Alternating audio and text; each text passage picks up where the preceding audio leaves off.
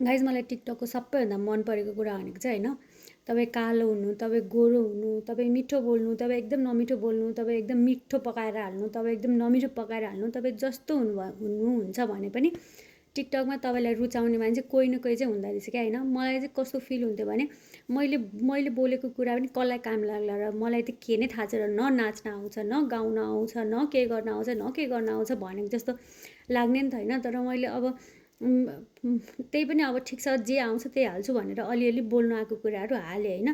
त्यही भिडियोबाट पनि कोही कोही मान्छेले मलाई ओहो तपाईँले गरेको कुराले त मलाई कस्तो हेल्प भयो, मलाई हुन्छ नि this was very very needed भनेर मलाई मान्छेहरूले मेसेज गर्नुहुन्छ क्या। अनि मलाई मैले भनेको कुरा सुनेर नि मान्छेलाई हेल्प हुन्छ भनेको जस्तो हुन्छ नि। एकदमै तपाईँ जस्तो हुनुहुन्छ एकदमै र भयो भनेदेखि चाहिँ टिकटकमा मान्छेहरूले तपाईँलाई रुचाउँदो रहेछन् भन्ने मेरो 2 महिनाको सोसियल मिडियाको एक्सपिरियन्स होइन। एकदम जस्तो इन्स्टाग्राममा चाहिँ एकदम तपाईँ एस्थेटिक हुनुपर्ने होइन, एकदम र भएर मलाई खासै सजिलो भएको छैन इन्स्टाग्राममा। अनि त्यसपछि युट्युबमा त एकदम भ्याल्यु एड गर्नुपर्ने, केही न केही सिकाउनु पर्ने, केही न केही जान्नुपर्ने जस्तो। तर टिकटकमा चाहिँ नि यु क्यान बी र, यु क्यान बी यु।